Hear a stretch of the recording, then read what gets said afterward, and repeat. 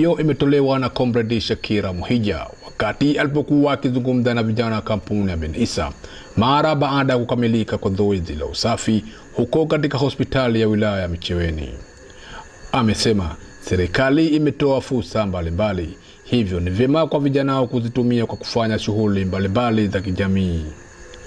Aidha, amewataka vijana hao kuitumia mitandao ya kijamii kwa maslahi ya taifa, hususan kwa kuitangaza kampuni yao. Kampuni kama ikishakuwa kampuni ni kubwa na kiupekee, ina uwezo wa kufanya jambo lolote kwa sababu nyinyi mmeshaingia kwenye mfumo. Na siku hizi mambo yote yapo kwenye mfumo, yapo kwenye database. Kwa hiyo hata hizo fursa zinapatikana kupitia mifumo. Upande wake mhasibu wa kampuni ya Ben Isa ndugu Mkitu Hajidadi amewataka vijana hao kuwa na umoja pamoja na kudumisha nidhamu ili waweze kufikia malengo waliyojiwekea. Umoja, tudumishe nidhamu. Bila kudumisha nidhamu itakuwa hatuwezi kufanikiwa katika kampuni yetu, kwa sababu nidhamu ni jambo jema na pia Mwenyezi Mungu ameridhia nidhamu.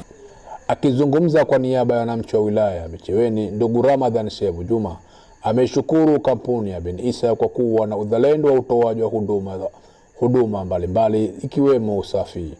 Inajituma kuwaonyesha wananchi au kutoa taaluma kwa wananchi kwamba hakuna kitu muhimu kama usafi wa mazingira, usafi wa mtu binafsi, yeye mwenyewe, majumbani na hata kwenye vituo vyetu vya afya.